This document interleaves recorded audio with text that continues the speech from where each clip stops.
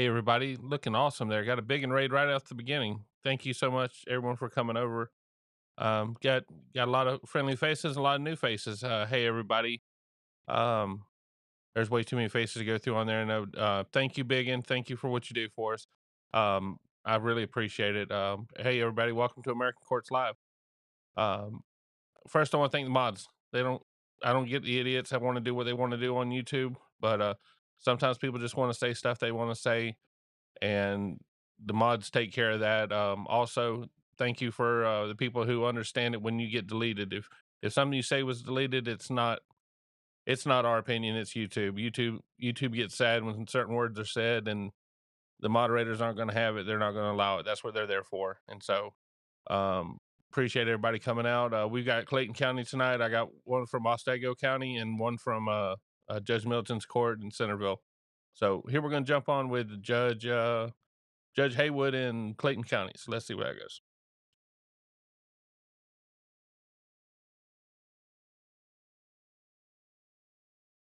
And this is 2022 CR 01949. Anthony Edward Boston Jr. is before the court on criminal trespass. The state has filed a motion to revoke bond, and Mr. Boston is present and represented by the law firm of Lister, Holt, and Dennis.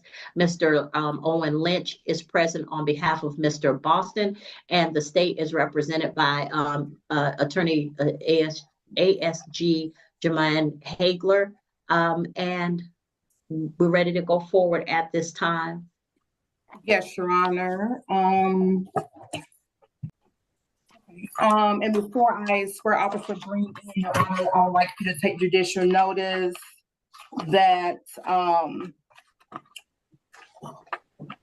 in the case that's on the calendar, the criminal trespass case, there is an order for bond on the record that was signed by Judge Charity Bridgewater, and that order for bond was signed on May 13th of 2022.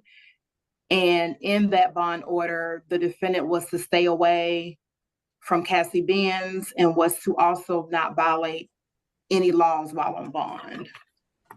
Officer Green, can you please raise your right hand? Okay. Do you swear or affirm that the testimony in this hearing will be the truth, the whole truth, so help you God? I do. Thank you. And Officer Green, can you please state your first and last name for the record? My name is Officer Brandon Green. And how are you employed? I'm currently employed with Clayton County Police Department, assigned to the division, uniform division. Okay. And how long have you been employed with the Clayton County Police Department? 5 years. Thank you. And 1 second, Your Honor. Your Honor, at this time, the state is going to withdraw the motion to revoke. No objection. All right, so the motion to revoke bond on Boston will be withdrawn at this time. And Mr. Green, I just remind you. I'm sorry, Your Honor, but I disagree with that. Like, y'all keep allowing this to happen. He violated the conditions of the bond because he came in contact with me and took my child. She's on the computer.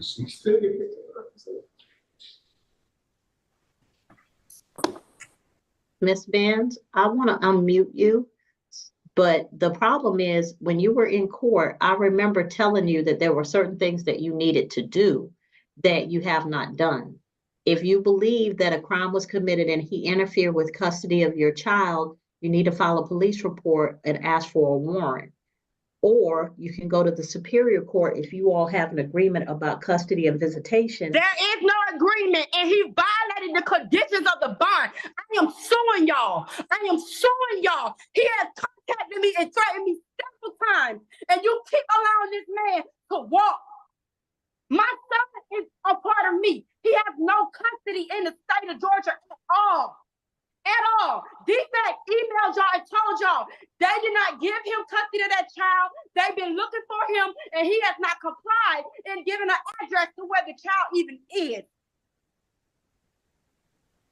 No Nobody is following the law. And you are the judge that sets the law. I'm a victim and you are allowing my abuser to keep my child and continue to abuse me emotionally and mentally. It's unfair and it's injustice.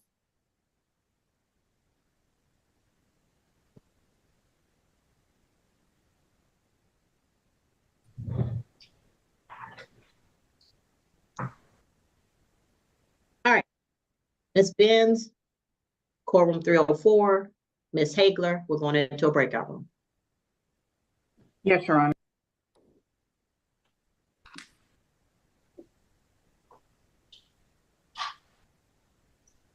Ms. Benz, when I send you the invitation to the breakout room, click on it and come into the breakout room. I'm leaving. I'm going to my attorney's office right now. I have nothing else to say to this court. Okay, well, Ms. Benz, I've asked you to take the certain steps. Listen, you asked me to take the certain step, and when I went and did the things that you told me to do, when I went down to the police headquarters, that lady came from behind that desk and said that you said the judge order in the system said that he had custody, that the defense told you he had custody of that child. Then 2 weeks later, I didn't say anything about custody. I don't know anything about custody, so I know I didn't say that. There's nothing in the computer that says that. All right, breakout room, Mr. Lynch. Yes, Your Honor, I'm joining now. All right, so this is the motion for to revoke bond on case 2022 CR 01949, Anthony Edward Boston Jr. Mr. Boston currently has a criminal trespass. The parties are ready to go forward. Previously, the state had announced that it was going to withdraw the motion, but after a conversation with all parties, the state has decided to proceed. The court has taken judicial notice of May 13, 2022. Magistrate Court Judge Charity Bridgewater issued an order for bond in the case, ordering that Mr. Boston have no contact with the named alleged victim, in this case, Cassie Benz, and also that he not commit any additional offenses. So at this time, the state is ready to go forward. They've called Officer Brandon Green. Yes. Officer Green, you've been sworn and you're ready to go forward with testimony at this time.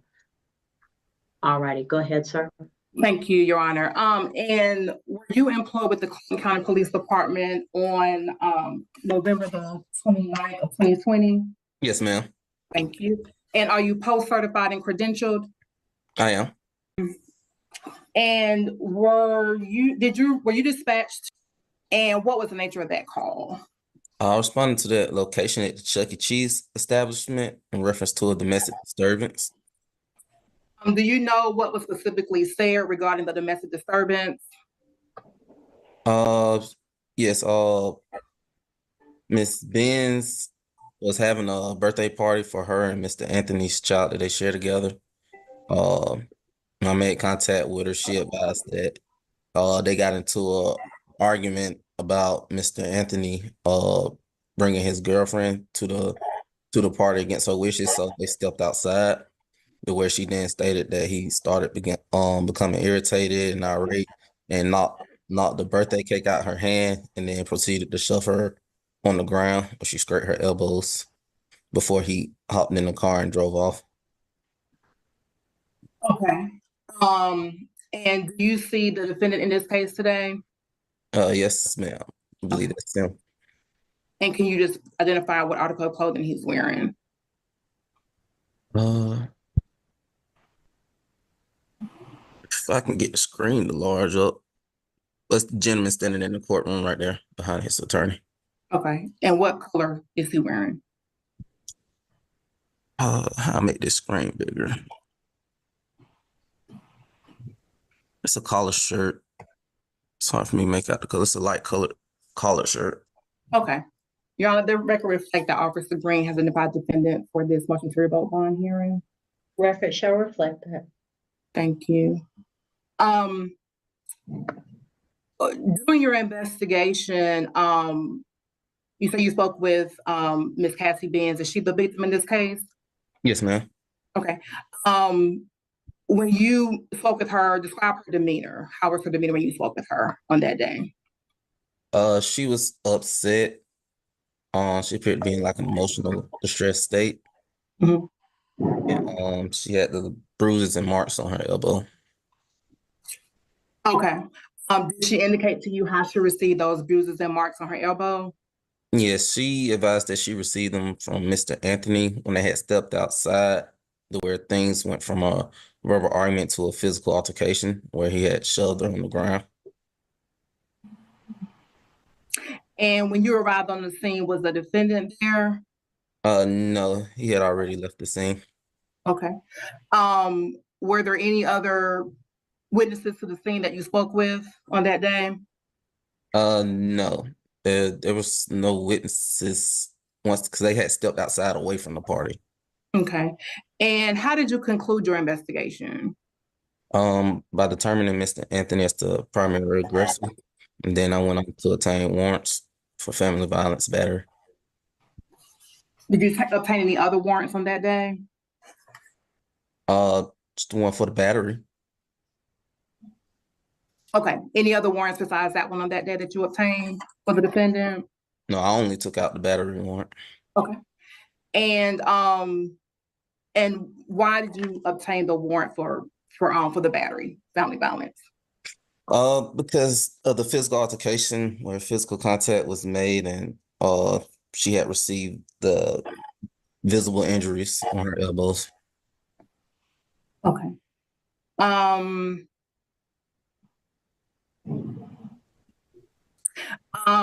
at some point, was the defendant arrested on your warrants? On your warrant, I'm sorry. Yes, ma'am, I believe at one point he was arrested on the warrant. Okay. Okay. No further questions for Officer Green. Thank you, ma'am. Proceed. Yes. Officer Green, could you just tell the court the date that you responded to the Chuck E. Cheese? November 29th of 2020. Okay. And so you responded and you spoke to Miss Benz, is that correct? Correct. And you learned that there was a party going on for her son that she had with my client, Mr. Boston, is that correct? Correct. And so you had knowledge that there was at least several people in attendance at that party, correct? Correct. And you could have gone into the party and talked to additional witnesses to verify Ms. Benz's claims, is that correct? There was no witnesses outside to witness the incident. You didn't speak to anybody at the party. Well, let me ask you this. Did you ask anyone at the party who was there first, my client, Mr. Boston, or Mr. Benz? Did you verify that? Did I verify what now? Did you verify who arrived to the party first, my client or Ms. Benz? I believe she was there first. And that's just based on what she told you, isn't that correct? Correct. You could have verified that by talking to any witness at the party, isn't that correct? If they wish to talk to me. In the course, when you're investigating a incident, you have the opportunity to speak to people who are present, and you did not do that in this case, correct? Yeah, we can't force people to talk to us.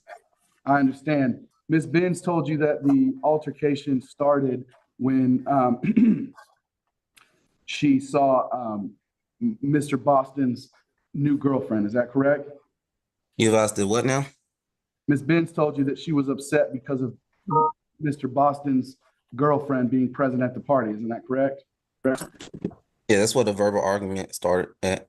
Did you speak to the girlfriend? They were gone. Okay. You verified the girlfriend was gone? No, she wasn't involved in the crime How do you know? because she advised me that it was Mr. Anthony that assaulted her. So again, Ms. It's them two out there. So essentially, all the information you have about what happened comes from Ms. Benz. Isn't that correct? Hello? Hey, were you able to make contact? I turned it off. I don't know what happened. Ms. King, Were please. you able to make contact with the victim? Hello, whoever's talking, mute, please. Everybody mute unless I'm talking to you or you're involved in this hearing. Thank you. All right, go back to Officer Green. I'm sorry, Mr. Lynch, repeat your question. I don't believe I have any further questions. Everyone on Oh my goodness. If I have to say it one more time, I'm gonna remove you from the hearing and you won't be able to get back in. So if you are not the person I am speaking to or involved in this hearing, mute your device. Keep it muted. All right, continue. Judge, I do not have any further questions for this officer. All right, any redirect? Not for Officer Green, Your Honor. All right, does the state have additional witnesses to present? Your Honor, at this time, I'd like to call Ms. Cassie Benz, please. All right, Ms. Benz, remember you are testifying in a court of law. Please answer the questions asked, okay? Ms. Benz, if you can please unmute yourself and turn your camera on. Thank you. All right, Ms. Benz, sit down. Are you sitting? I am. Okay, raise your right hand for me. You solemnly swear or affirm any testimony you give in this matter will be true. Yes. All right, you can put your hand down. So you're before the court as a witness for the state in this matter. Ms. Hagler has some questions for you. Mr. Lynch will also have some questions for you. And Ms. Hagler, your witness. Thank you, Your Honor. Ms. Benz, I would like to draw your attention to November 29th of 2020. Do you remember that day? Yes, it's my son's birthday. Okay. And please tell the court what happened on that day. On that day, I had a party for my son at Chuck E. Cheese. Mr. Boston brought the girlfriend to the party who we already had a conversation on not having her around my son because of the dynamic of the situation. The girlfriend was presented as the best friend and they were sleeping around with each other. And then once we separated and the altercation happened, she presented herself as the girlfriend. And it was taunting. It was a taunting situation where they were nitpicking at me, like, hi, I'm here, hi, regardless of what you say. So when we were at the Chuck E. Cheese, I came in with the cake. We were running a little behind, and I came in with the cake, and we were setting the table up, and Mr. Boston's girlfriend had my son in her hands playing basketball. Okay. And how old was your son turning that day? 2. Okay. And then what happened next? You said that the defendant's girlfriend had your son in his hands. What happened after that? I asked Mr. Boston, could we step outside to speak? Mhm. Everybody left out. We grabbed the cake. Everybody left out the door. And there were no other people there. It was just me and my kids and Mr. Boston and his girlfriend and her children. And as we were outside speaking, Mr. Boston got upset because of the things that I was saying. And he told me not to step towards him and his girlfriend. The girlfriend started arguing with me. And as I was talking, Mr. Boston knocked the cake out my hand and he shoved me on the ground.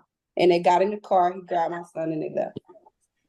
And so when the defendant shoved you to the ground, did you sustain any injuries? Yes, I scraped my elbows, both of my elbows on the ground. Okay. And what did you do next? I called the police. Okay. And then after you called the police, what did you do next after that? The manager from Chuck E. Cheese came outside and she was like, I saw the whole situation. She was like, I actually called the police as well. Objection. So sustained. Thank you, Judge. When at some point the police arrived. Mm-hmm. Okay. Yes, And you have to say yes or no, Ms. Benz, because yes, when the police arrived on the scene. okay. And did you explain to the police officer what happened? Yes, I explained to the police officers what happened. My daughters also explained to the police officers what took place in front of them. They were crying historically. This is not the first incident of him putting his hands on me in front of my kids. A person can say what they want out their mouth. You can't get upset and put your hands on a person because of their words. And prior to this incident, was there another incident between you and the defendant? Yes, I had a home. Mr. Boston was living with me in my home and my 4 children. I'm gonna object to relevance. Well, Your Honor, this is relevant as it goes to the motion to revoke bond and the fact that the defendant did violate the order. She referring to the criminal trespass case? Yes, which happened before this case. Okay. All right, go ahead. Me and my children were home watching TV. Me and Mr. Boston had we were in a disagreement, and I asked him to leave to move out of my home. Mr. Boston came to my home about, I don't know what time it was. It was late. I got a knock on the door. He was banging on my door. He was drunk. I said, "No, you're not coming in tonight. You need to come back when you're sober." Mr. Boston got upset because I wouldn't allow him in my home. He bust out my windows in my living room, came through my window, and jumped on me. I'm going to object again, Judge. She's not referring to the criminal trespass case. She's referring to another case that happened previously. The bond condition. That's what he got the criminal trespassing charge for, because he came to my property and he did not live there, and he busted out my windows and attacked me. All right, so Separate case, Judge. I'm Go sorry. ahead. She's referring to a completely separate case that Mr. Boston pled nolo contendere to, which is not the case that we're here about today. Oh, you're talking about the case in Miss Vance, let the attorneys work this part out, okay? I'm not understanding what he's saying. Well, you don't need to, because this is something I need to decide between the attorneys. She is not. I need you to be quiet right now, Judge. okay? Mr. Lynch, what's going on now? Ms. Benz is not referencing the criminal trespass case. As you heard her talking about Mr. Boston jumping on her, that is not alleged in the criminal trespass case that we're here about. She's referring to a prior case that has been disposed, and bond is not relevant to that prior case. Yes, it is. That case has Ms. been. Benz, stop. Certain things that we're discussing are legal matters. There are matters of law, not what your opinion is. I gotta decide those. Now, you have made several statements that I've let you get away with, but I'm done. You have alleged that the DFACS has sent me a letter or called me. I have had no contact with DFACS. And let me just tell you, only time I have anything having to do with children is if a crime has been committed against a child that is a misdemeanor offense. DFACS has not contacted me in this case. I have no knowledge of any relationship or the fact that your child may or may not be with Mr. Boston. I have no knowledge of that. I am not the judge who would receive that information. So when you keep saying that DFACS has told you, DFACS has told me nothing. They've never contacted me. They've never sent me anything. I never communicated with them. So when I tell you that there are legal matters that you may not understand pertaining to this case, and I'm trying to parse it out and explain as we go, but what I'm telling you is you have an idea about what's going on and how we've wronged you. And I'm telling you, I have no clue about what you're talking about, because I'm not the judge that would even get that contact. Okay. It's not part of this case. Particular things that go on with the status of a child, visitation with a child, custody of a child, all of those belong to the Superior Court, which is on the 4th floor. They have exclusive jurisdiction over certain matters, which means only a Superior Court judge can deal with them, or a magistrate court judge can deal with them if an offense is brought before the magistrate prior to being transferred to Superior Court. That's it. I'm in the middle. So that stuff that you keep telling about, I'm keeping you from your child, or I'm not doing enough, I don't have the ability to do that. That's Superior Court or Magistrate Court. Okay? So when you start talking about what is or isn't happening for the purposes of what I have to decide today, let the attorneys present the information. Let me decide any arguments that may have. And when you're ready to speak again, I'll let you know. Okay? All right, now, Mr. Lynch, you're saying that this is a different issue than the one that where a bond was issued. So if we're talking about a closed case, She's referencing a closed case. The state alleged in 2022 CR 01949, the case at which the state is trying to revoke the bond for, that my client committed the offense of criminal trespass. There is no reference to any physical contact. There is an allegation that 2 holes were placed in a door at Mr. Boston's residence, not at Miss Benz's residence. She's referring to a totally separate case. And whether or not that's relevant, I just want the court to be clear what. okay, what was the date of the case that Miss Benz is referring to, Miss Hagler? That was gonna be my question. Ms. Benz, what case are you referring to when you said that he jumped on you? Because I'm not referring to that case. I'm referring to another case. But what was the date? I'm sorry, so many people keep calling my phone.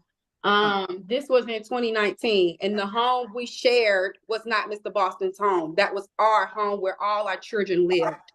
Okay. And Mr. Boston attacked me in that home as well and destroyed my prayer room. Okay, so Miss Benz, so now, Mr. Lynch, what you're saying is that was a case that has since been resolved by a NOLO plea? Correct. And as far as the 2019 case, I would ask Your Honor not to take that into consideration. First of all, I don't believe that a NOLO plea is supposed to be used in this manner, but either way, it's not relevant to the bond because that case has been closed. He has entered a plea. It's disposed of. Now, what she just referenced, I believe she was starting to allude to the case that bond was issued and that the state is trying to revoke his bond on the criminal trespass case, which allegedly occurred May of 2020. All right, so Ms. Benz, can we direct you to the case that you said, Ms. Hagler, it happened at Mr. Boston's home? No, I did not say that, but you're right, Judge. I do want to direct. Yeah, please direct her to the particular offense that you're talking about. So Yes, Ms. Benz, listen very carefully to what she's asking you, because in order for either side to make their case, we have to be very specific about what events we're talking about, okay? So when she's directing you, listen, don't just say everything that's ever happened, because I'm sure you and Mr. Boston have quite a long history, but there's some specific things that the court has to hear. And so it's better if you listen and answer the question that she asked you specifically, okay? Yes, ma'am. All right, thank you. All right, Ms. Hagler. Yes, ma'am. And so, Ms. Benz, I do want to pick up with you mentioned the prayer room. Talk about that incident that occurred on May 7th of 2020. Yes, Mr. Boston had been drinking that day. He was really intoxicated. And what we were arguing about, I cannot recall. I was walking up the stairs and I had said something to him that he didn't like. And when I said that, Mr. Boston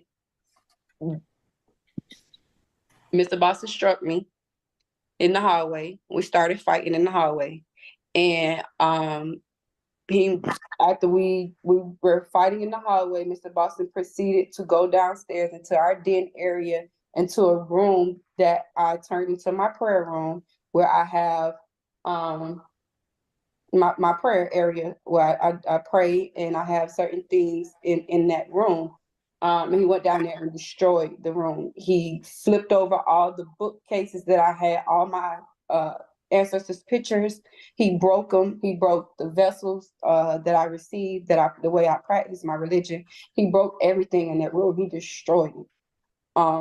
When the police got there, he had left. Was there anything else destroyed in your in the home on that day? Yes, he put 2 holes in the wall from us physically fighting. Okay. At some point, did you call the police on that incident? Yes, I called the police. Okay. 1 second, Your Honor.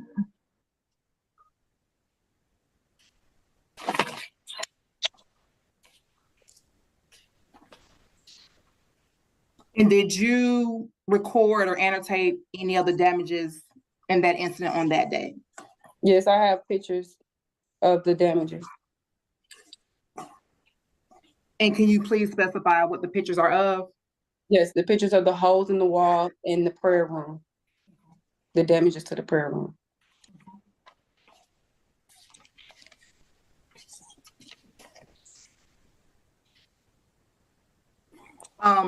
Thank you, Your Honor, for the question at this time for Ms. Benz. Cross-examination, Mr. Lynch. Yes, Judge. So you mentioned, Ms. Benz, you and Mr. Boston's children that you have together. Isn't it true that you only have one child together? Yes, we have one biological child together, but me and Mr. Boston was together since 2015. Okay. And the address where this criminal trespass that you just mentioned, and how much was the rent at that location? Our rent was Objection relevance.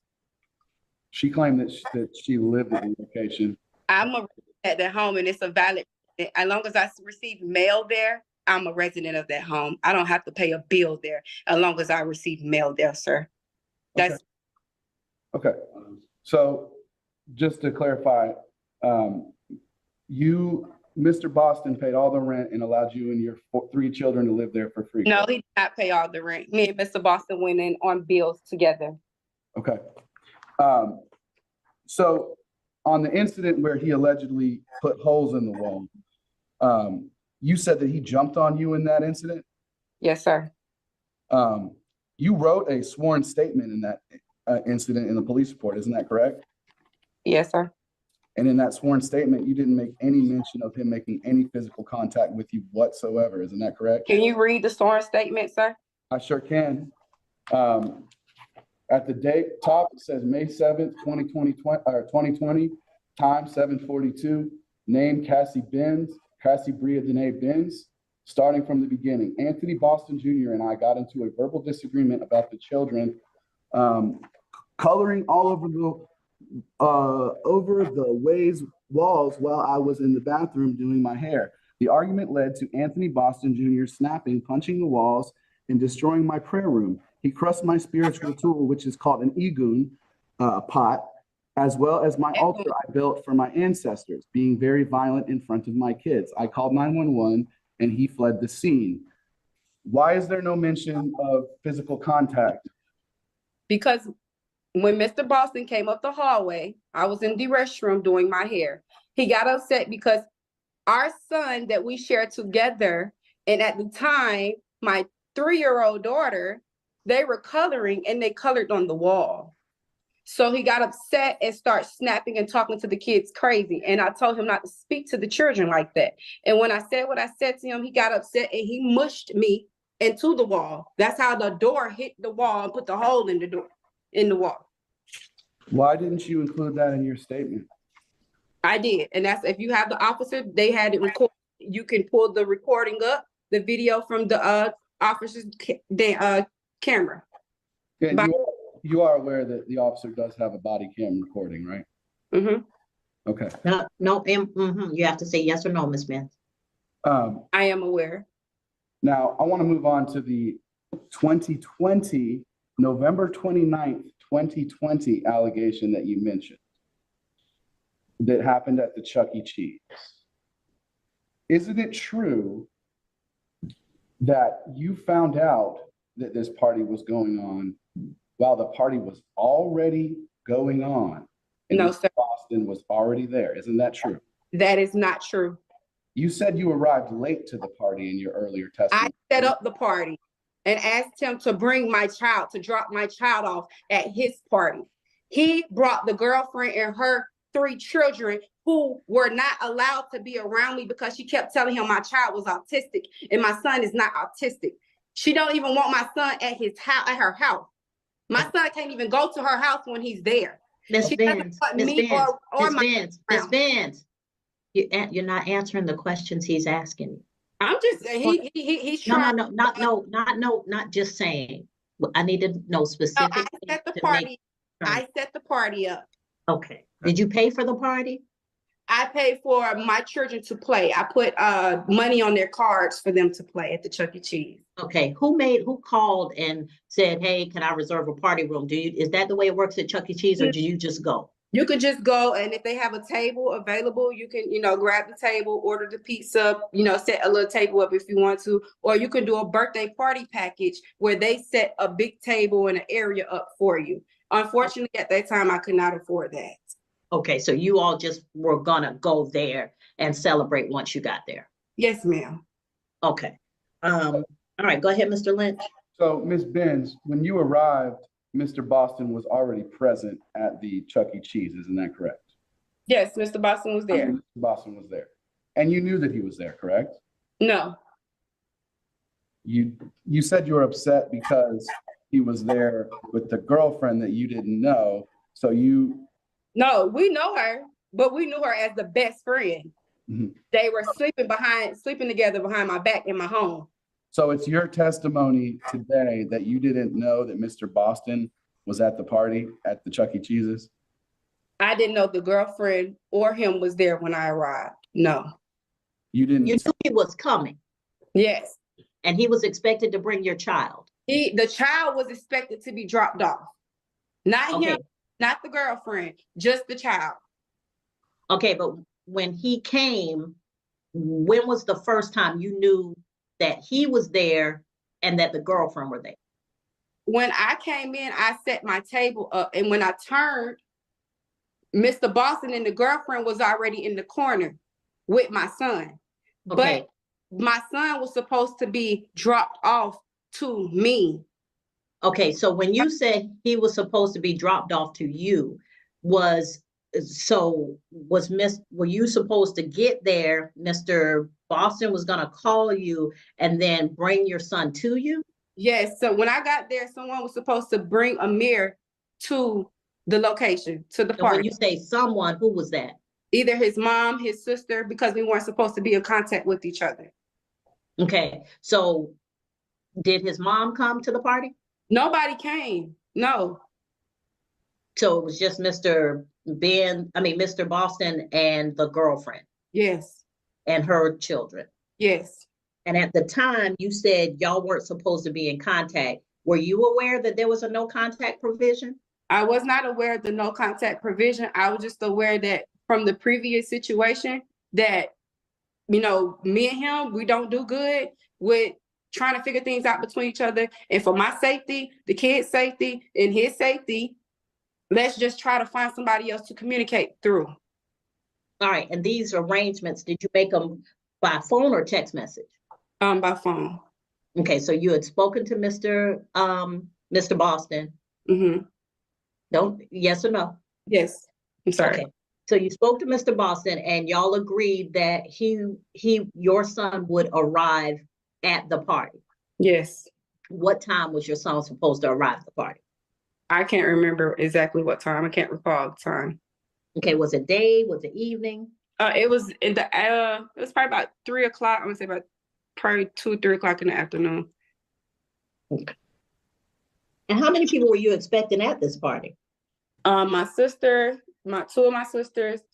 My sister was gonna bring her stepkids, her 3 stepkids, and I had a friend that was coming with her daughter as well.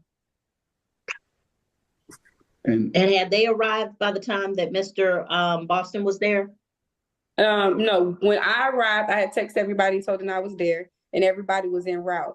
We wasn't even there 5 minutes before I asked him, can we step outside and talk? And the girlfriend came outside too, to talk too. And that's when the situation escalated. All right, Mr. Lynch, continue. so it's your testimony that your sisters talked to the police. You testified to that, correct? No, Oh, you didn't? we didn't say anything about the sister talk to the police. The police just told No, you. the testimony was that she talked to the police and a minor child talked to the police, her daughter. You called 911 on at least 2 occasions. Isn't this correct? Didn't you call 911 on at least 2 occasions? I'm not understanding what you're asking. Did you call 911 to report your allegations that happened at the Chuck E. Cheese's? Yes, I called 911. And isn't it true that at the time you called 911, you were following Mr. Boston's car in your car? Isn't No, that? sir. So if the 911 recording does not have the 911 operator telling you not to follow Mr. Boston, that's your testimony? I don't recall that, sir. So And if I did, it was because your court system has failed several times to protect me and my children from him assaulting me.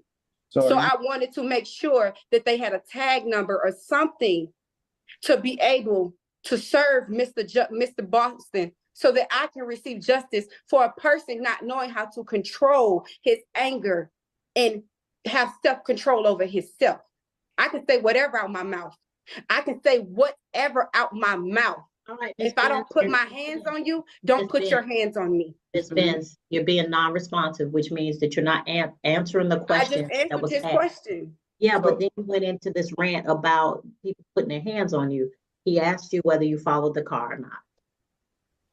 All right, Mr. Lynch, continue.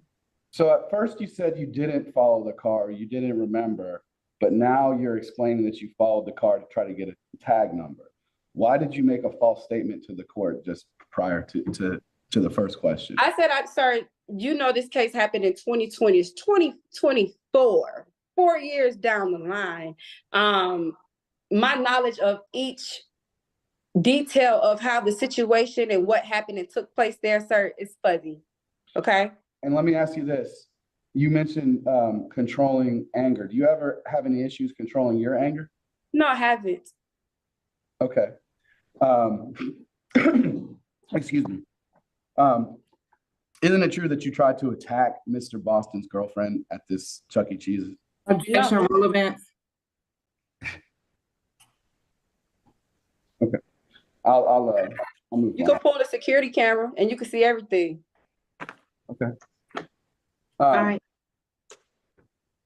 I don't have anything further at this time for Ms. Benz. all right. Anything else from the state? No, Your Honor. Okay. All right. May I? Excuse me. Yes, sir. Oh, I didn't mean to interrupt, Judge. I was just waiting for a chance to make some argument. Okay. Does the state have any additional witnesses to present? No, at this time, the state rests. All right. Does the defense have witnesses or evidence to present on behalf of Mr. Boston? No, Judge, we're not going to present any evidence today. Okay. All right. Let me hear argument. Judge, may I proceed? You may. So first of all, and Ms. Hagler can correct me if I'm wrong, but I believe she indicated that the bond order was issued in 2022. This alleged incident happened in 2020. So he can't violate a bond that has not been set. So that's the first part of the argument. And I would, if I got that wrong, I would ask Ms. Hagler to correct. I will make my argument when it's time for me to make my argument. Sure. Thank you. Secondly, Judge, Mr. Boston has announced ready for trial on both the alleged incident, the criminal trespass, and on the battery case. And he strongly contests the allegations of Ms. Benz. I would have him testify today, but in order to do that, we would have to let our trial strategy go. We would also have to have him give up his right against self-incrimination. And we don't feel that that's necessary at point.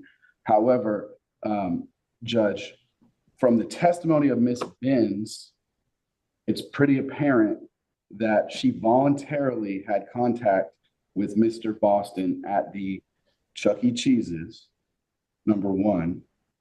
Number two, it's our position that, well, so it's our position he did not violate any bond by having contact with Ms. Benz because Ms. Benz came to where he was. We're going to contest and we're going to present evidence at the trial that that she found out about the Chuck E. Cheese on the day. Okay, but if that's evidence you're not willing to present here, you can't argue it here. Who's that? Sure, Judge. So I would also like to point out that Mr. Boston announced ready for the criminal trespass case, which there's no allegation of any physical contact, not in the statement that was given to police. And now, inconsistent with that, Ms. Benz says that there have been multiple inconsistencies in her testimony, and Your Honor can use that to determine her credibility. Ultimately, a jury is the most appropriate fact finder to determine what happened in this case. I would like to point out that this motion to revoke bond was filed September 4th, 2020, the very same day when the state found out, or that when I announced to the state that we would not be entering pleas to either of these cases because we contest the allegations. You mean 2024? Sorry, 2024. So Okay. a full approximately 4 years after the alleged bond violation. Mr. Boston has been in court for every appearance. Mr. Boston is not running away from these charges. Mr. Boston looks forward to his day in court where a jury can evaluate the credibility of the claims with regard to the criminal trespass case and with regard to the allegation of battery family violence. Mr. Boston works full-time as an electrician. Mr. Boston does not have an extensive criminal history. So, Judge, even if you were to find that there had been a bond violation, locking Mr. Boston up pre-trial is not the only action the court can take. So, number one, we would argue that that has not been proven by a preponderance of the evidence. But number two, even if you believe that it has been, we would ask that you allow Mr. Boston to have his day in court. There would be no bond to violate if I had not gotten sick on the court date for the criminal trespass case. And I would ask you not to hold that against Mr. Boston either. He is aware of the bond conditions. He is not violating the bond conditions. He is willing to abide by any additional stipulations the court were to suggest in this case. But overall, Judge, based on what has been presented to this court, it has not been established that he violated his bond conditions. And again, even if it has, Judge, we would ask that you wait until he has his day in court. And then if he's convicted, then Your Honor obviously will have the ability to sentence him under the law. Okay. All right, Ms. Taylor. Thank you, Judge. The state would ask that you do revoke the defendant's bond until his trial. For clarity purposes, the order for bond that I did read out, yes, it was signed on May 13th of 2022, but on the bond order, it does have the criminal trespass damage to property case on there, warrant number 2020 CW 52107. And it also has the battery case that we're here today on as well. Again, the warrant number is 2020 CWC 1250. So both cases, the one that's currently on the calendar and the case that he's being revoked for, are on this one bond order. Based on the testimony that we heard, we did hear from Officer Green, who did testify that on November 9th of 2020, he did respond to the incident location regarding battery family violence. He did indicate that he did see visible injuries he did indicate that he did see visible injuries on the defendant while at the Chuck E. Cheese. He did determine the defendant to be the primary aggressor. We also heard from Ms. Benz herself, who gave the same testimony that, the defendant did push her on that day while at Chuck E. Cheese and that she did sustain visible injuries. We also heard that there was a previous incident that again occurred on May 7th of 2020 in which the defendant did destroy her spiritual, her prayer room, her igun. He did put holes in the walls. And so, Your Honor, again, the order did say that he is to stay away from from the victim, Ms. Cassie Benz, and to not violate any laws. The reason why this motion to revoke was not filed early is because I wasn't here 1, 2, 3 years ago. I got here in July of this year. So that is why it is just not being brought to the court's attention now. And so for those reasons, testimony of Ms. Benz and testimony of Officer Green, we would ask that you revoke the defendant's bond until trial. Thank you. Okay, so let me ask a clarifying question, Ms. Hagler. So you said that, so this is how I know magistrate to work, but it's been, I think I haven't been on magistrate court in 9 years, almost 10 years. Things may have changed. But generally, when a warrant is issued, if the person is arrested pursuant to that warrant, and a CW would mean that somebody, an officer came into the office, asked the magistrate to hear sworn testimony.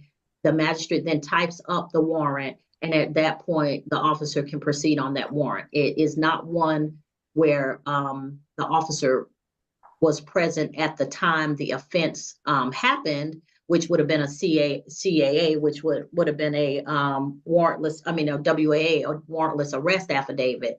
It would have been after some investigation or after going to the scene, the officer collects information, and then they go to a magistrate, ask that magistrate to produce a warrant, and then that warrant is then entered into the system and the person is wanted. My understanding from what you're telling me is that he was not initially arrested on the 2020 CW warrant. That warrant was still showing wanted when he was then subsequently arrested on the next case. And for both those cases, the bond condition was set to require that he have no contact with Ms. Benz. Is that correct? Yes, no contact, and then not to violate any laws. So when Mr. Lynch is testifying that for the 2020 CW, which would have been first in time, he did not have a bond condition until he was arrested on that and the subsequent event. So two events were committed. He wasn't arrested on the first one. When they arrested him on the second one, they processed both the CW and either another CW or a WAA. So one of them was in 2020, the other one was in, I think you said 2021 or 2020. Both were in 2020. One occurred May 7th. The criminal trespass occurred May 7th of 2020. And then the battery family violence occurred November 29th of 2020. But he wasn't arrested on any of them until 2022. Based on this bond order, that's when it was signed. Okay, so that's what that would have meant, that he was wanted for both of those things for almost 2 years.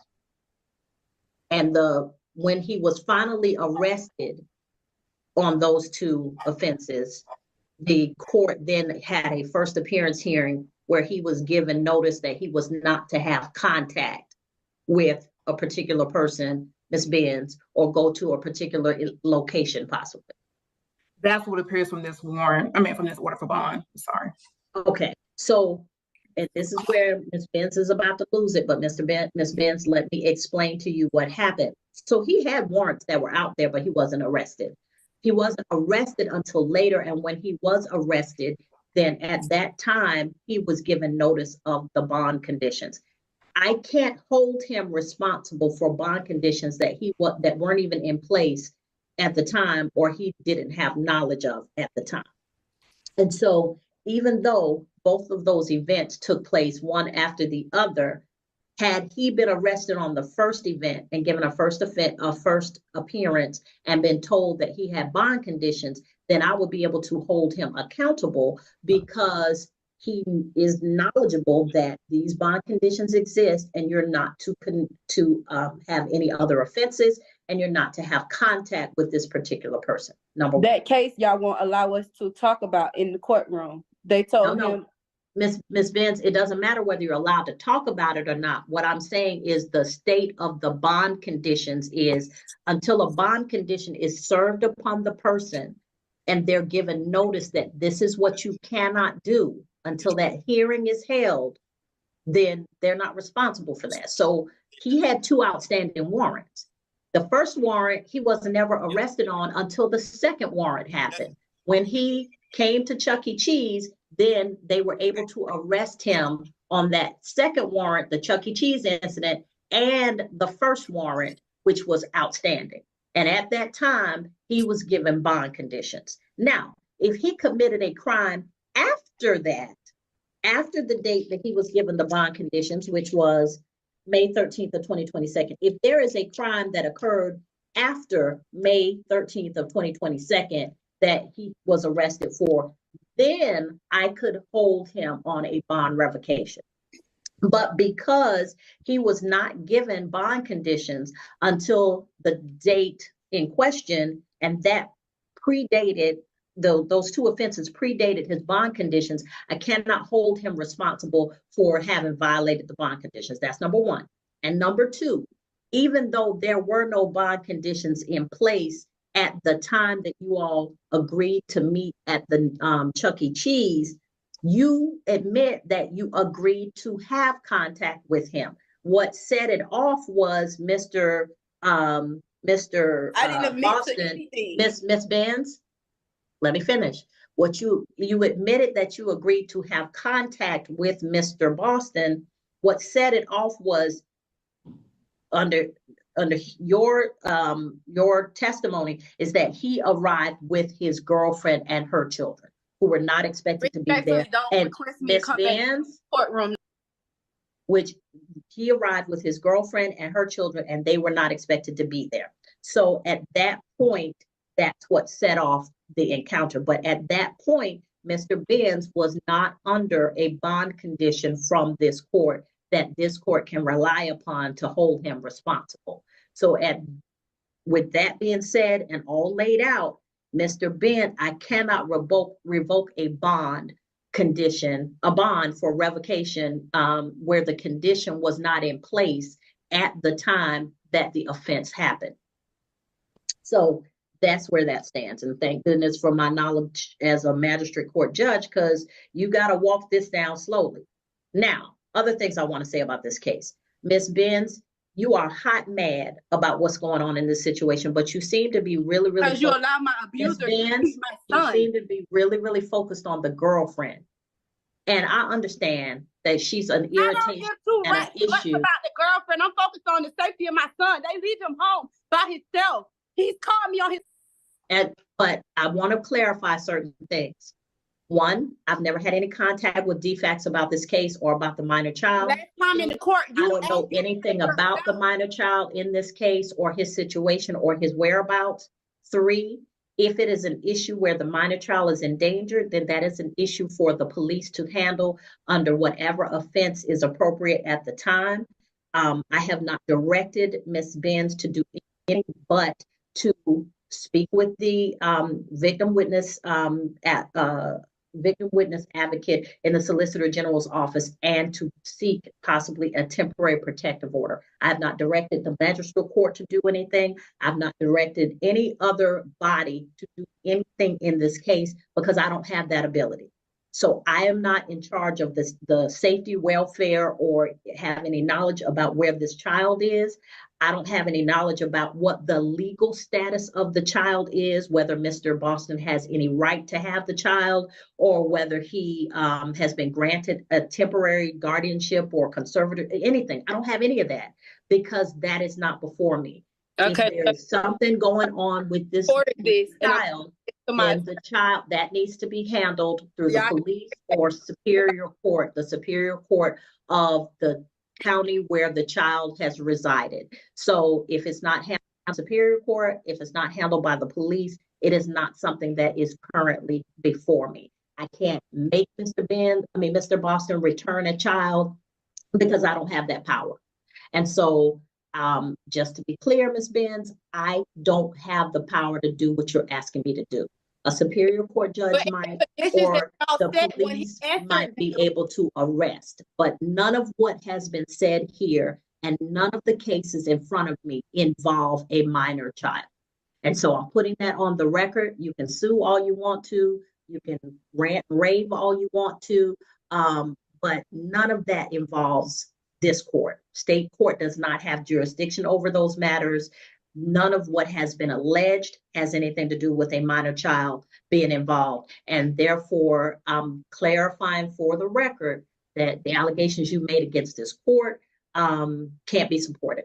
And so if you want to pursue the custody of the child, then like I said, you need to go through Superior Court, or you need to go through the police and have them file a warrant for whatever they deem is appropriate. But it cannot come through me because I don't have that power. So everything that all the power that you've given me, I don't have. Okay. So with that being said, at this time, the motion to revoke is denied. The court has put on the record all of the information that it has regarding this case and the situation that exists. And at this time, Mr. Benz, I will remind you that you are currently under a bond condition that says that you're not to have any contact with Ms. Benz, that you're not to go around her, that you're not to have a third party contact her. And let me be clear, I hate cases where people bring in the girlfriend. The girlfriend did not have a child with Ms. Benz, and so she has no right to have any connection with Ms. Benz. She didn't lay down with Ms. Benz. She can't get up with Ms. Benz. And so when you bring the girlfriend in as a surrogate to participate in an argument with Ms. Benz or to talk to Ms. Benz in any way about Ms. Benz's child, that's inappropriate. You're the person who had a child with her. You need to have those conversations. Don't bring your other party around, especially when you know it's gonna be a problem. That's irresponsible. So let's start thinking about mature co-parenting as opposed to all of this high school stuff where I'm gonna bring my girlfriend and she gonna fight you and all that foolishness. It really is ignorant. So Ms. Benz, I've clarified my position in this.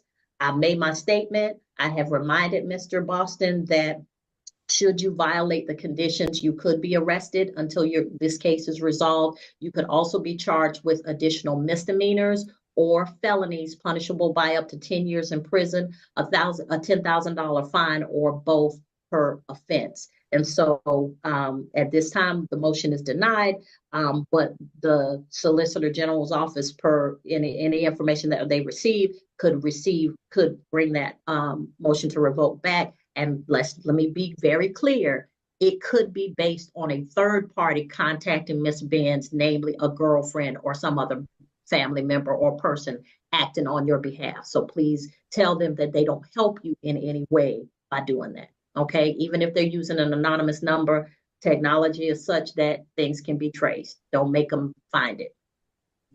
All right, so that concludes this case.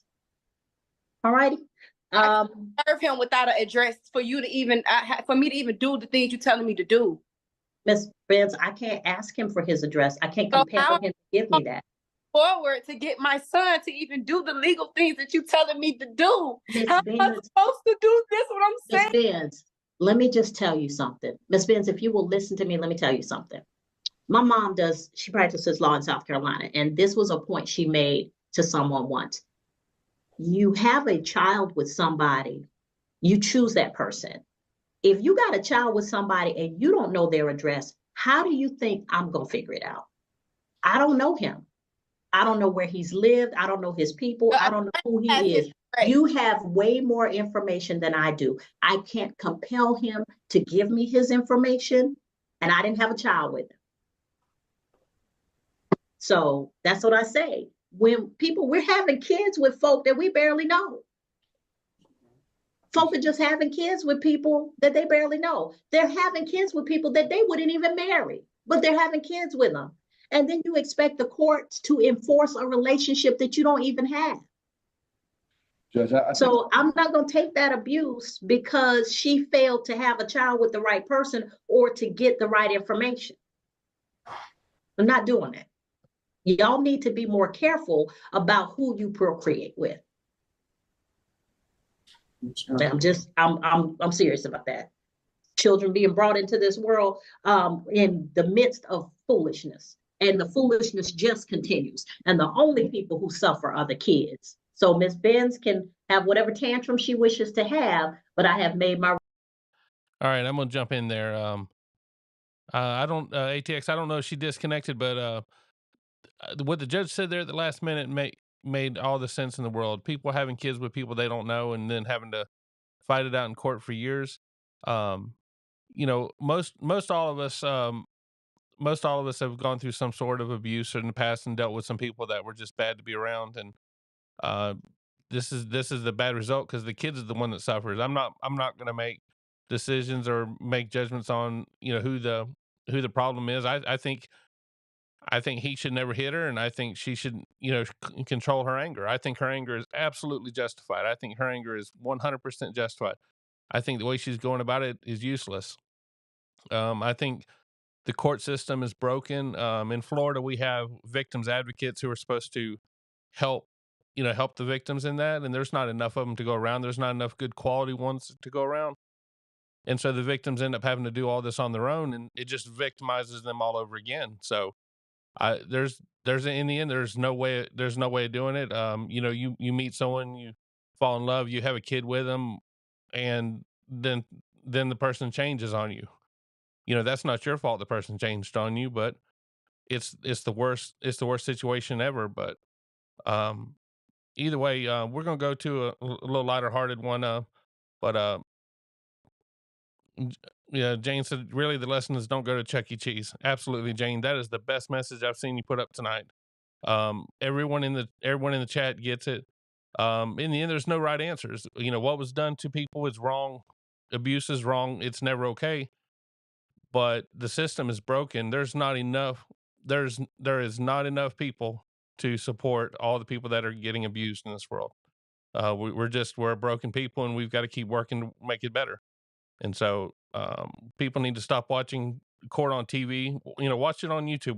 Watch the court streams. At least this crowd here knows how court is done because we get to watch it every day. Some of these people, like this lady here, she thinks that she can vent to the judge and the judge can make decisions.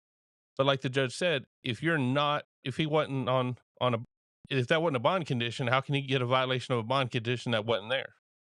So that's where it goes there. So we're going to jump over to Otsego County and see if we can do a little bit more fun there. 671 FH. For the record, Your Honor, Michael on behalf of the people. Friend, Your Honor, Larry Brown on behalf of Mr. Carr. Good morning, and sir, you are Michael Justin Carr. Yes, I am.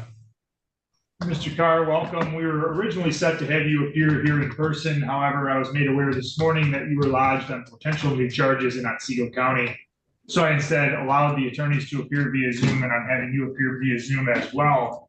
As you also know, we're here on two different things today. First was the bond violation hearing, or the contempt hearing, it's otherwise known as, regarding the alleged misses of the PBTs. And then secondarily on a status conference. As you also know, we were here last month, and when you attempted to enter pleas, I did not accept them. The long and the short of it is, Mr. Carr, while you were telling me that you were guilty, I did not believe that there was clarity in the record, and I refused to proceed. Do you remember all of that background? Yes, I remember everything. I'm sorry?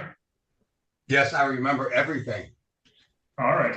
So, Mr. Carr, have you had time to talk with your attorney in between now and the last hearing date? I did, just as I did before. All right. So, Mr. Carr, are you ready to proceed today? Yeah. How did you want to proceed today?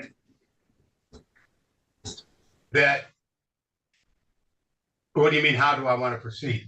Your I thought Honor, we was going to jury trial. Based, You're I thought we, too are old. we not going to jury trial? Well, Mr. Carr, let me explain as best I can. Last month, Okay. you attempted to pleas, told me that you were guilty and that you wanted to enter pleas, and I told you that based upon my perception, you were not making things clean and you were making them difficult on purpose. I told you that that was my perception and that I might be wrong. That's part of the reason why I originally was going to have you be here in person today before you got arrested on apparently new allegations. So again, the point from the court is two general ways to resolve the case is one, take advantage of a plea offer if you want to do that, or two, have me set the matter for trial. To the court, it doesn't matter as long as either way that we decide and you decide leaves a clear, clean record. So which way do you want to proceed? Your Honor, I plead guilty to drinking 5,000 feet inside my driveway. All right, well, we're gonna find out, I Mr. was Carr. if inside my that's- driveway, 5,000 feet. I was driving and drinking, yes. Inside my driveway. What I'm I not wasn't on going- Alice Road. You got it written down as Alice Road. Let Mr. me Carr, explain things to you, Mr. Brown. Carr, Thank please. you for wanting to be assisted, but I'm going to handle this right now. Mr. Yes, Carr, sir. the way this thing is going to go is one way and one way only. I'm going to ask questions, I'm going to get succinct answers from you, or we're going to be done with the hearing. I will not allow you to control the method or the operation of this hearing or to speak over me. Am I Nor clear? would I try. Nor will I try, Your Honor. I'm Just not try. trying to. Successful I- in doing. Mr. Carr, I'm going I'm to telling explain one more time, or I'm confident that you can hear because now I've muted you and I don't have to hear you speaking. If the hearing digresses into anything other than my questions and your clear answers, we're going to be done. I'm going to set the matter for another hearing later. I'm not going to permit you to control the method of this hearing. That's my job and my role. Do you have any questions about that? Thumbs up would say no, thumbs up, thumbs down would say yes, you have questions about it. Do you have any questions about what I expect?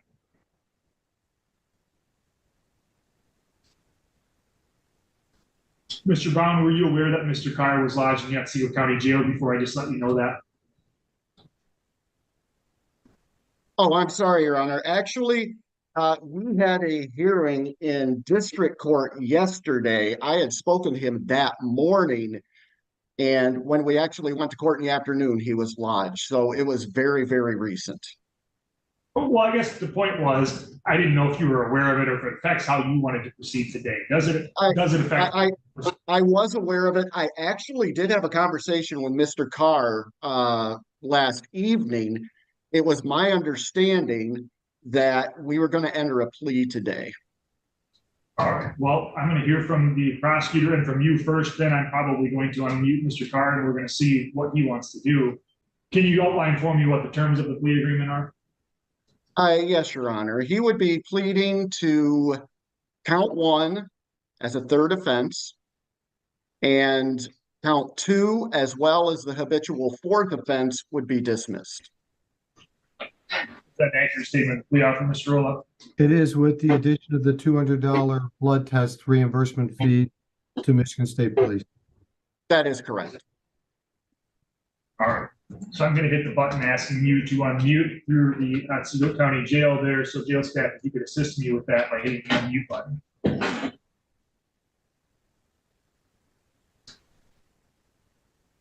Again, jail staff in the Otsego County Jail, if you could assist me by hitting the unmute button on your screen there.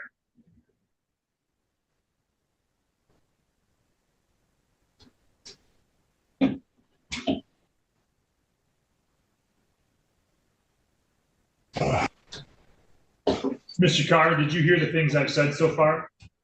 Yes, I did. Do you understand the things I've said so far, or do you want me to explain them again? No, I've understood. I understood what you said. Did you hear the terms of the plea agreement? I heard the terms. Yes, I did, sir. Do you understand them? I do understand them. Do you want to take advantage of the plea offer, or do you want to set the matter for trial? I'll take advantage of the plea offer. Raise your right hand. Other right. Do you solemnly swear or affirm that the testimony you're about to provide is the truth, the whole truth, and nothing but the truth? Whole truth, nothing but the truth. Mr. Carr, this plea agreement calls for you pleading guilty to the offense known as operating while intoxicated as a third offense notice felony. Are you aware of that? Yes, I do, sir. That offense is a felony offense. The maximum punishment is 5 years in the state prison system. The minimum fine for a third offense OUI is $500 and the maximum fine is $5,000. Then the law allows me to put you in jail with 30 days minimum up to 1 year in jail, or prison between 1 and 5 years maximum. At least 48 hours of that sentence must be served consecutively. Do you have a question, Mr. Carr? No, he's raising his hand. I thought he wanted me to have my hand raised. So I apologize, Your Honor, but I believe this would be a third offense. All right, and so you understand you're pleading guilty to the OUI third as a third habitual, is that right? Yes, sir. Thank you for that clarification, Mr. Brown, I did miss that. The third habitual has an effect on count 1, and the effect is it doubles potentially the maximum penalty, not potentially, it doubles the maximum penalty from 5 years to 10 years. Are you aware of that? You're making me aware of it now, sir. Now that you're aware of it, did you want to go forward with the plea agreement? Yes, I will. We went through the same exact terms of the plea agreement last time, did we not? Yes, we did. Has anything changed between then and now? No, sir, nothing's changed. So you understand the maximum penalties you're facing for count one, OUI third as a habitual third, correct? Yes, I do, sir. You just explained it to me just now. You didn't get it explained to you last month, Mr. Carr? Yes, I did. I had it explained to me last month also. And you understood it then too, correct? Well, I thought I did. Well, You know, do you so I understand? didn't know this changeover from now. You was talking about from 5 years to 10 years. Do you want me to explain it further, Mr. Carr, so that you can be very clear? No, I'm just saying from what I knew last month and what I know now. So you understand clearly what the maximum penalty is. Yes, I do, sir.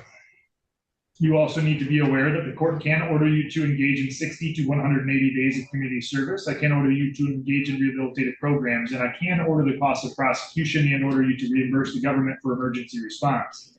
A part of this plea agreement also requires you to reimburse the state $200 for the blood draw that was required. Are you aware of that? Yes, sir. And I'm hoping you'd be lenient with me.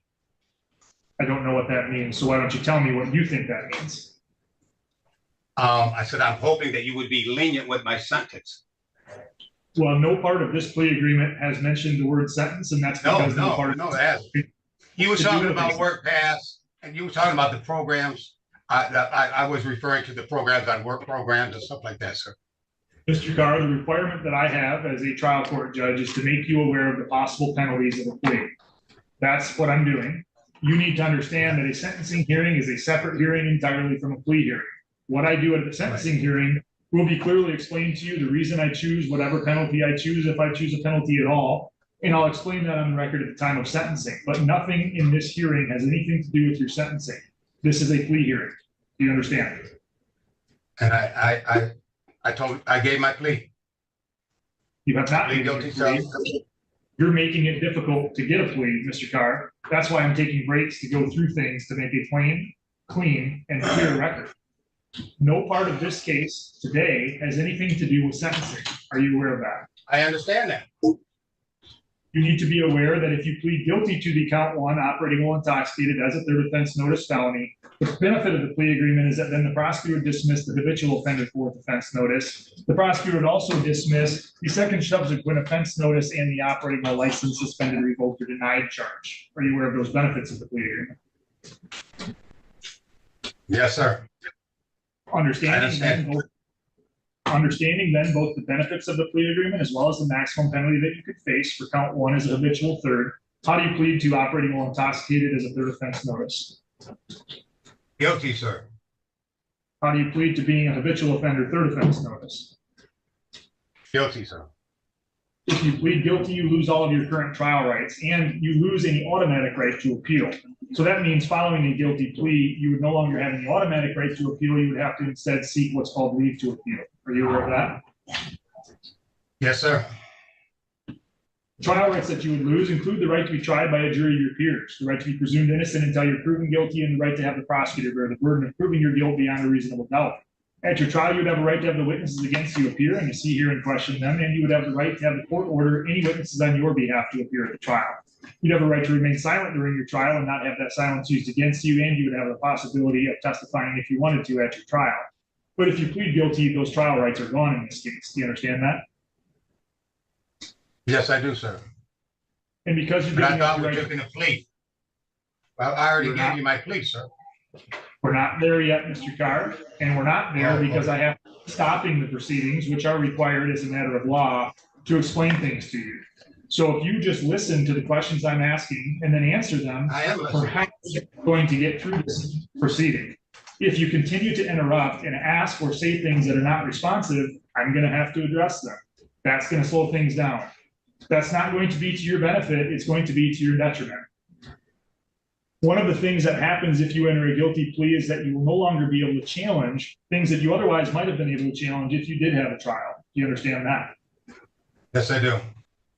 Outside of the plea agreement, has anyone promised you anything to get you to plead guilty? No one. Has anyone threatened you in any way to make you feel like you have to plead guilty? No, they haven't. Are you pleading guilty freely and voluntarily? On my own, sir. Are you pleading guilty freely and voluntarily? On my own, yes, I am. Freely. Voluntarily. And so a simple yes would save significant time. That's why I'm asking the questions as clearly as I can. If it's not a yes, Yes, sir. then don't answer. But otherwise, just focus Yes. on the questions and answer them.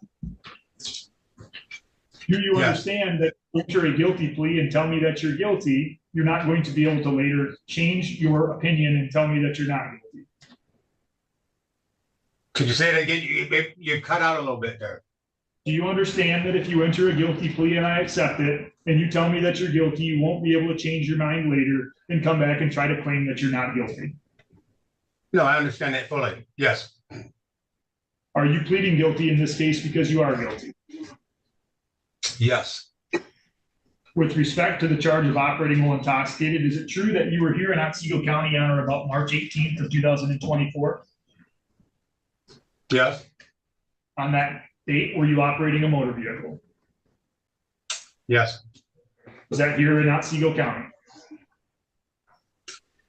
In my driveway, so yes, it's Otsego County. Listen to the questions and then answer them. Was it within Otsego Yes. County? Yes. Before you operated the motor vehicle, had you consumed alcohol? Yes.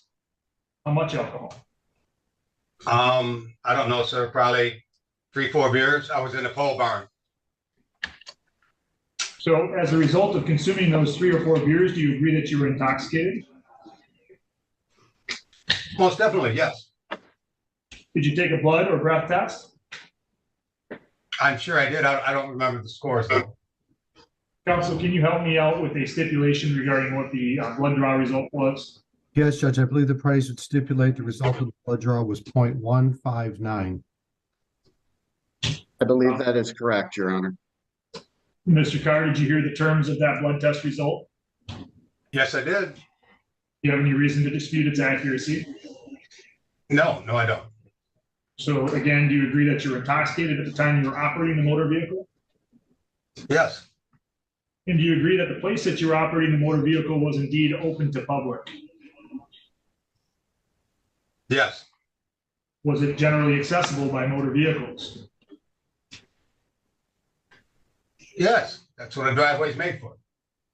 Is it true that you were previously convicted of the offenses of operating while intoxicated, or excuse me, impaired back in 1982 in the 52-1 District Court in Novi?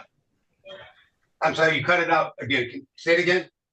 To be previously convicted of the offense of operating while impaired on or about October 14th, 1982 in the 52-1 District Court in Novi? Yes, sir. I did. Were you represented by counsel at that hearing? That I don't remember. I'm pretty sure I was though. Well, let's go through it this way. You have 2 different convictions. One was in Oakland County on 7/6 or July 6th of 2016 for the offense of operating while intoxicated. Is that true? Yes, it was. I was in a car wreck. In 2016, you were represented by counsel, correct? Yes. You were also convicted in 1993 in the Sixth Circuit Court for Oakland County of the same offense of operating while intoxicated. Is that right? Yes, sir. And you were represented by counsel at that case, correct? Well, yes.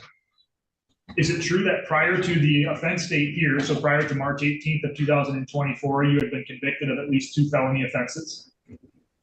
Yes, sir. Was one of those felony offenses a armed robbery in 1998 from the Sixth Circuit Court for Oakland County? Yes, sir. Was one of those felony offenses an operating while intoxicated causing serious injury out of the Sixth Circuit for Oakland County on September 5th of 2018? Yes, it was. Yes. Counsel, is there an adequate factual basis to support the charge in the habitual? People are satisfied. Thank you, Your Honor. Defense is satisfied as well. Do the attorneys believe the court's complied with the court rule regarding the taking of pleas? Yes, Your Honor. Yes, the court has complied. Are the attorneys aware of any promises, any threats, or any inducements that have not been disclosed on the record? None by the people, thank you. None by defense. The court accepts your plea. Mr. Carr, I find it to be freely, knowingly, and voluntarily given, and there's a clear factual basis to support that finding. Therefore, I accept your plea and enter it on your record. The next step is the Department of Corrections is going to reach out to you to prepare a pre-sentence investigative report. I'm going to have you provide your phone number. That way they can reach out to you to the extent you're released from the Otsego County Jail. So go ahead with your phone number. I believe that's it. Mr. Brown has it if one of my digits are wrong. Well, It's a new phone number, Your Honor. Let me tell it to you this way, Mr. Carr. It's your duty to be in contact with the department. If you don't get into contact with the department, then I'm going to revoke your bond. No, I'll get in contact with him. Okay, yeah, yes, sir. It's your responsibility, not the department's, so that they can prepare what's called a pre-sentence investigative report. That document will tell me more about you and about your background so that I can impose sentence. The sentencing hearing will take place in about 30 days. You'll get a notice in the mail for that. That's going to be an in-person proceeding. Your attorney, the prosecutor, myself, and you all are going to be here in the courtroom for that sentencing hearing. Do you have any questions about that? No, sir, I'll be there. So next up, we're going to address the bond violation regarding allegations of missed PBTs. Mr. Brown, what's your understanding of how your client wants to proceed on that matter? I'm looking, Your Honor. This is actually quite a while ago, 3 or 4 months ago. I did have conversations with Mr. Carr regarding this. It's been a while, but it was my understanding we were just going to make admissions. Is that accurate, Mr. Carr? Yep. I don't know. Martha Holder's got the breathalyzer test locked up in the storage unit. She won't give it to me. And, I need somebody to tell her to bring it up to the courts and drop it off so I can get it back. All right. That's a separate issue, which we'll cover. But Mr. Carr, is it accurate that you wish to acknowledge being in violation of bond conditions by missing PBTs? Yeah, I didn't have the machine, sir. I started coming up here to the jail and paying daily on that, but then I couldn't do it no more. So are you acknowledging that you violated bond conditions or not? I guess that's violating the bond condition. Yes, Your Honor. I'm sorry. Do you understand that I'm sorry, if I find you in violation of your bond conditions, I could revoke your bond, I could set a new bond, I could add conditions to your bond, or I could add the amount to the bond that you must post. Do you understand those potential consequences? Yes, I do, sir. Because of those, you have a right to a hearing. And at that hearing, the burden of proof would be on the people to prove that you did violate the bond conditions. Do you understand that? Yes, I do, sir. If you enter a guilty plea to violating the bond conditions, you lose the right to that contested hearing. Are you aware of that? I guess I do, yes. And did you still want to go forward by admitting guilt to the bond violation? I didn't think I'm guilty. I couldn't do it. But I mean, if you feel I'm guilty, I'm guilty. Mr. Rowley, did you have your witnesses subpoenaed? Yes. I'm sorry, what? We're going to have a contested hearing because I'm not in need of any further commentary from you on the bond violations. I set it for a contested hearing today. You decided not to enter a guilty plea. No, let's go with it. Let's go with what, Mr. Carr? Why are you doing that? Well, I thought we was in compliance with what we was in compliance with. We was in compliance with anything, Mr. Carr, because I just asked you what you wanted to do and you said you're not guilty. That means we have a contested hearing. No, I said that I did not get all my PBTs in. Yes, I said that. I know I missed a couple of them because I couldn't afford them. Do you understand that if I accept a plea from you as to bond violations, I can take several different actions that I've already repeated on the record about your bond? Yes. Do you still want me to hear admissions from you regarding a bond violation? Yes. Is it accurate that you were required as a part of your bond to take PBTs? Yes, it is. Is it accurate that you missed PBTs? Yes, it is. The court accepts your plea. I find it to be freely, knowingly, and voluntarily given. Counsel, do you believe I comply with the court rule regarding the bond violation plea? People are satisfied. Thank you, Judge. Dissatisfied as well. The attorneys also believe there's an adequate factual basis for a finding of guilt as to the bond violation. Yes, Your Honor. Yes, Your Honor. And regarding the bond violation, are the attorneys aware of any promises, threats, or inducements not disclosed on the record? None by the people. Thank you. None by defense.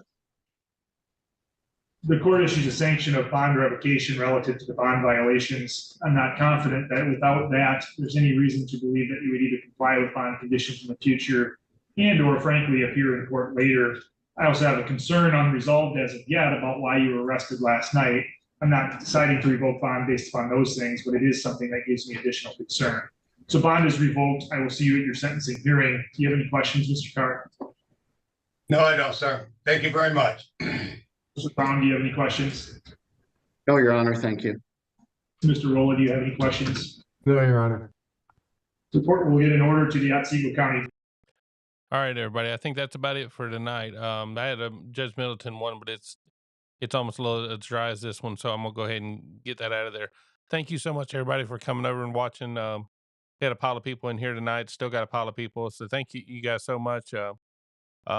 The domestic violence one was a little rough, but I think we all made it through it. And hold on, I don't think I'm supposed to say domestic violence. I don't know what word I'm supposed to say instead of that, but Jen needs to do a video so I know which words I can say and which words I can't say.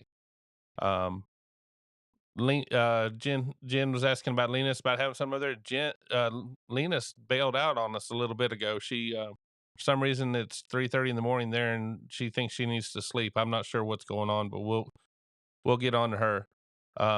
Thank you, everybody. We'll see y'all tomorrow night. I'm interviewing a guy tomorrow, and hopefully I'll be able to air some of the interview tomorrow night. So we'll see how that goes. If he's able to make the interview, we'll surely do all we can to put it out. Thank you guys so much, and have a great night.